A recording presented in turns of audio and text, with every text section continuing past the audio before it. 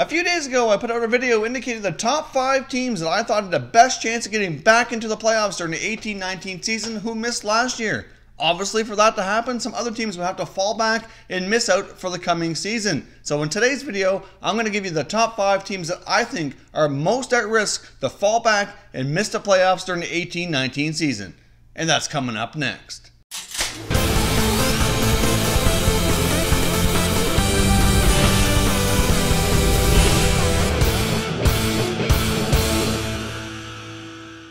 Hey everyone, and welcome back to another video here at Top Shelf Hockey. If you're new to the channel, thanks for stopping by. We review and discuss all 31 NHL teams, so if you're a huge hockey fan, consider subscribing and clicking the bell so you don't miss anything. So obviously this is completely subjective, this is just my opinion. Not that I'm down on these teams or think poorly of them. Obviously some teams have to make the playoffs and some teams have to miss, and unfortunately that's just the way it is. So I think these teams are the ones that are most at risk to miss the playoffs. Doesn't mean that they're going to, and I'm sure I'll likely be wrong on at least a few of these, as you know, making these predictions can be difficult, but I'm putting my opinions out there in this video, and I'd love to hear your thoughts down below in the comments if you agree or not, and give me your list on who you think could be at risk to miss the playoffs this coming year. First up, I want to discuss the Anaheim Ducks. Now, I do unfortunately think the Anaheim Ducks could be at risk to take a step back and possibly be at risk here to miss the playoffs in the 18-19 season. Now, we've seen how the season started last year and how it ended, and neither one of those were very good. They obviously ended on a 4-game sweep in the playoffs to the San Jose Sharks. Now, the main concerns I have with the Ducks is their aging core. It's been speculated that Ryan Kesler may be out for the entire season, so obviously that's a big blow. You take a look at Corey Perry, who's been declining pretty hard here in the last few years. Corey Perry's gone from 34 goals 3 years ago down to 19, down to 17, and it looks like, it could continue again. It's hard to say, but he's, has a big contract, a lot of years left on it, really puts the Ducks in a difficult situation here, but his play is certainly, not helping matters here. Ryan Getzlaf obviously is still producing at a decent level considering where he's at in his career with his age and all the wear and tear on his body. But Kesler and Perry are big question marks for this team that I certainly have a lot of concerns about. You throw in the fact that they've had 2 early playoff exits in the past 3 years. 2 out of the 3 years they're out early in the first round. It just looks like this team, as much as their younger players are pretty decent, they just locked up John Gibson for 8 more years, so he's under contract for 9 years. I do like their goaltending. I do think they have some young, solid defenders, but within their forward group, there's just more question marks than there are solid answers, in my opinion, because of the aging core. And if you take a look at the other teams that they're fighting with in that division that I predicted it would be improving and getting better, like the Edmonton Oilers and the Calgary Flames example, they're in tough. It's not that they're a bad team. I think they're still a pretty solid team, and if they do miss the playoffs, I don't see them missing by a whole heck of a lot. I certainly expect them to be in the conversation right down to the wire. At some point here in the near future, I think it's realistic that the Ducks have to take a step back with that aging core, and I think this could be the year where they actually do miss the playoffs. Now we're going to jump over to the Eastern Conference here now. Obviously, the Eastern Conference had some surprises like the Western Conference did last year. We had some of the teams in the previous season that were near the bottom of the list in points for the whole league really step up, and one of those was the New Jersey Devils. Now, not to say that the Devils can't do it again, but I do have some concerns about how their ability will be to duplicate last season. I mean, for starters, obviously Taylor Hall had a tremendous year, MVP, Hart Trophy type season, which was fantastic. But if you look at the gap in scoring between Hall and the rest of the team, you just have to ask the question is, can he take this team on his shoulders yet again and get them all the way back to the playoffs with not having as much offensive help there as you would need? Now, I do expect some of their younger players like a Nico Hischier to make some steps forward, obviously, and improve their game a bit and put up some more points and kind of close that gap a little bit, but I just think it's going to be very difficult. Now, I do have some concerns in goal as well. Obviously, Corey Schneider had hip surgery. Hip surgery on a goalie is, not something you really want to hear.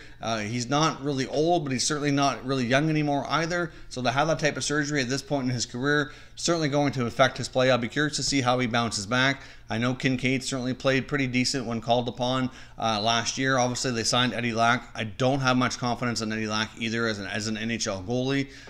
So I do have some concerns in goal. If Kincaid has to play more than he did last year, can he keep up his play too? Just, you got to play the percentages and play the numbers here. And goaltending for me is a major question in New Jersey. You have to take into consideration the fact last year, even though they made the playoffs, they really didn't make it by much. They kind of squeaked themselves in there. They lost a few guys, like their trade deadline rentals have now moved on, which wasn't a huge blow, but like Patrick Maroon and Michael Grabner are both departed via free agency here, and they didn't really do anything to really make any additions this year. Ray Shero had a fairly quiet offseason. Obviously, they had some internal signings to look after, which they're not completely done with. They still have to sign Miles Wood. But they haven't really done anything to add to this group. So I'd be factoring in, what can be duplicated last year with Taylor Hall, their goaltending concerns. They didn't really add anything. They tried adding at the deadline, but they didn't get into the first round, and now those guys are gone. So I just have some concerns here that they can duplicate what they did last year. They're in a pretty tough division. So obviously I think the Devils are going to regress a little bit this year. I don't think they're going to be far out of the picture. I still think they'll be battling it out towards that wild card spot as we approach the end of the year, but I do see them probably regressing a little bit and unfortunately missing out. That's my call. So I'd love to know your thoughts down in the comments. Let me know what you think and we can discuss further. Now, the other team in the Eastern Conference here that I want to talk about, which was basically neck and neck with the Devils last year, both made the wild card spots and pretty tight in that Metro Division, was the Columbus Blue Jackets. Now, the Blue Jackets, I think, could be in danger of the same fate that I just mentioned here of New Jersey. Now, there's multiple reasons that I have this thought. One of the big ones here is Artemi Panarin. Now, yes, he's a dynamic player. I expect him when the season rolls around, if he's still wearing a Blue Jackets uniform, which at this point looks like he probably will be, I do see that being a distraction on the team once they go into training camp and their top offensive weapon has made it known that he does not want to sign a long-term extension. You can't help but wonder if that's going to be a distraction around this team. Is it going to impact his play? Maybe not. He might be able to kind of ignore the contract talks or the trade rumors or whatnot and just play hockey because he said that's what he wants to do. But you can't really say that that's not going to have an impact on the rest of the team here. I mean, that's a huge blow or a huge question mark going into the season, not knowing if your biggest offensive weapon is going to be sticking around or not. You throw that in the fact that John Tortorella's been there for a while now. As we know, Tortorella's kind of changed a little bit over the years, but really he's the type of coach that tends to have a shorter shelf life. At some point he tends to wear out his welcome, kind of lose the room, lose the message. And, could this be the year that, if things don't get off to a good start here, that maybe Tortorella's on the way out? Hard to say. If they get off to a bad start, though, wouldn't surprise me. This team is yet to win a first-round playoff series, so they're trying to win a playoff series for the first time. They did make it in the last 2 years, back-to-back years, which was an accomplishment, the first time they've done that. If you take a look at how this roster's changed, they haven't really added a whole lot. They did add Riley Nash, which will be a nice fit for them, I think. But you subtract guys, which we kind of expected, but anyways, they're still gone. So you have Matt Calvert's gone. You got Thomas Vanek, obviously came over, now he's gone. You got Jack Johnson, Ian Cole. So obviously there's a fair bit of guys going out, not much coming in.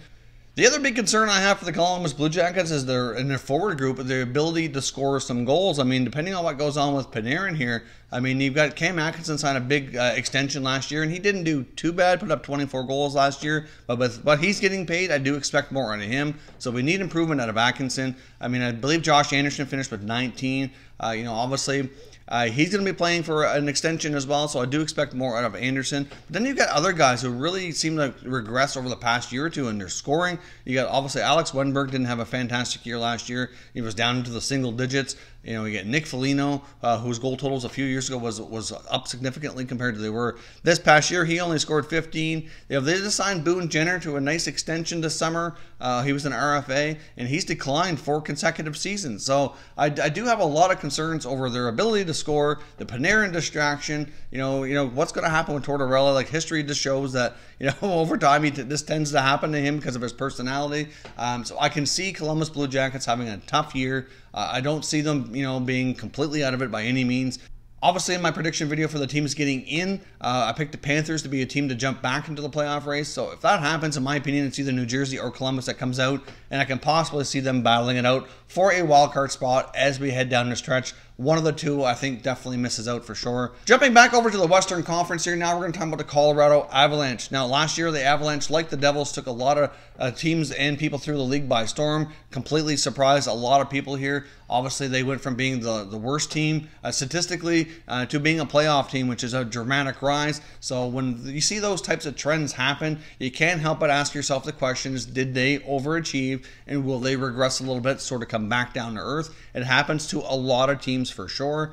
It certainly doesn't mean that they're not a strong team. Obviously, with parity as high as it is right now, it's really hard to get into the playoffs. And even though the Avalanche may regress a little bit, they've still made a lot of great improvements to be more competitive for the future, for sure. But, you take a look at, like I mentioned on Taylor Hall, you got Nathan MacKinnon, who had an awesome year. So obviously, that's going to be a lot of pressure on him to keep that up. I do have a lot of confidence in him as a player, and I think he will likely at least come close to doing what he did last year. But even if he regressed a little bit, that wouldn't be a complete shocker. Now, they did make some adds that were actually, pretty decent in my opinion. Some nice depth moves. They added Matt Calvert. They signed Ian Cole. They picked up Philip Grubauer at the draft in a trade with the Capitals, where they had to take on Orpik's contract and then bought him out. So obviously they have a nice backup there for Varlamov. So should he continue to be battling injuries and whatnot, obviously Grubauer will have a chance. But we've seen in the playoffs when Grubauer was given a chance that he didn't do the best. So yes, he's a good goalie. I do have confidence in him at this level to be a solid netminder. For me, Grubauer just needs to prove a little bit more that he can be more of a starting goaltender, because I think that's their longer term plan here beyond the coming season to see what he can do. For me, the bigger question mark here is if they do regress a little bit in their younger players, you get other teams that came up behind them, like the Blues and the Stars, for example, that in my opinion just improved a lot more, at least on paper. So if those teams improve enough statistically, it could be just enough to bump Colorado out of the playoff picture here. Obviously, they get in last year, but it was only by 1 point. It was right down to the wire. And if we end up in a situation this year where we see teams like Dallas and St. Louis kind of improve enough to kind of leap over them, then they're going to be in tough, fighting out for a wild card spot. And there's just going to possibly be a case where they might fall a little bit short. I do like Colorado a lot. I think they've made some great improvements. I do see them being a much more competitive team for years to come. But I do think, based on what else has gone on in their division and within their conference, that I do think they're going to be a team that could be at risk for missing out. But if they do, again, I don't see them really falling off the map here too much. And I do see them being, competitive for these spots right down the stretch. Now, last but not least here, I think the other team that's been a playoff team for a number of years that is going to be at risk, I think, to take a step back and possibly miss here is the Minnesota Wild. Now, we did see last year in the playoffs in their series against Winnipeg that the Jets were by far the better team. So I think it's safe to say here, without much doubt, that most people would agree on is Winnipeg and Nashville are by far the top two teams in that division.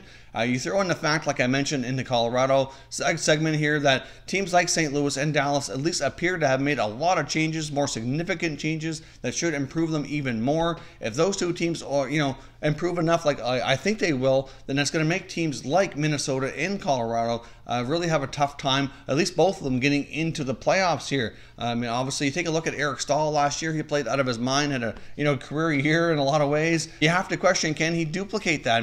That play was kind of out of nowhere. He certainly rejuvenated his career. Not to say that he can't do it. When you see exceptional numbers put up like that by any player, you can't help but wonder if it can be duplicated, and regression certainly could be a possibility. You throw in the factor that they have a new general manager in Paul Fenton, and they really haven't shaken up the roster a whole lot. So if you take a look at what happened in the playoffs, you take a look at the other improvements that the other teams around them have made, and on paper, statistically, this team doesn't look like they've really made some improvements. Now, I know we're not to the season yet. We could still possibly see a trade by Fenton to shake things up, or maybe early into the season. But I really thought we'd see more change out of Minnesota this offseason, because it was really apparent last year that they need to get stronger in a number of positions here to really have a shot at competing in the playoffs, and that did not happen. So I think they might be passed here by some other teams in their division, like Dallas and St. Louis. And, if you're looking at a 5th to 6th place battling it out here with teams like Colorado, they're going to make, very difficult to make the playoffs. They did add some players. They didn't really lose a whole lot off their roster. They did add a few guys, but they're mostly just depth moves that I don't really see having a whole lot of impact. They added JT Brown. They added Matt Hendricks. They added defenseman Greg Pattern. But overall, that's not really going to change things a whole lot. They're depth players that are going to play in the bottom 6 or the third pair defense. So, really, that's not going to make a whole lot of change.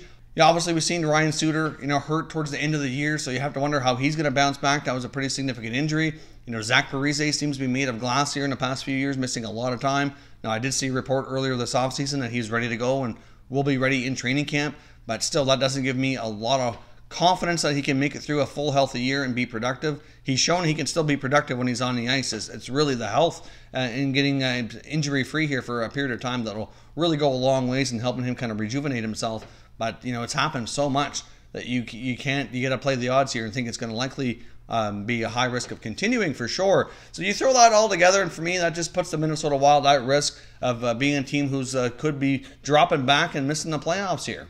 So those are my top 5 picks for teams that are at risk to miss the playoffs. Again, this is certainly not a sure thing. This is completely subjective. This is just my opinion. I personally, in a lot of ways here, I think other teams around these teams have improved more to kind of surpass them in the point totals on the standings. And at the same time, some of these teams did so well last year and exceeded so much expectations. You can't help but wonder if they're in danger of having some regression, which seems to happen a lot, and it's completely natural. All teams can't make the playoffs, and really, in a lot of ways, I do like all of these teams, and making this type of prediction certainly is not easy. It's a challenging thing to do, to really sit down and say who's really at risk to fall back. But this is what I come up with here. So I'd appreciate your feedback down in the comment section. Let me know if you think these teams are at risk to miss the playoffs, and if not, who would be on your list to do so, and we can continue the conversation down in the comment section. If you're new to the channel here, I hope you consider subscribing. We cover all 31 NHL teams, and there is plenty of content here for all hockey fans to enjoy. So if you're new, hit that subscribe button. If you like this video, hit the like button as well. I'd appreciate it if you did. As always, thank you very much for watching, everybody. We will catch you next time.